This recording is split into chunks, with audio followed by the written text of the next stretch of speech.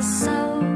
無論日後路怎麼走，彼此老友角色似舊，以後在動氣關頭，回望在這場爭吵，想想也很醜。原來朋友仔感情再天真，亦是我永遠也會愛惜的人。明日愛他人，也記住學會不要緊。原來朋友比戀人更高分，亦讓我開始懂得不記恨。若大家都敏感，我更要永遠記得拒絕再因小事怪人，為何沒有這條校訓？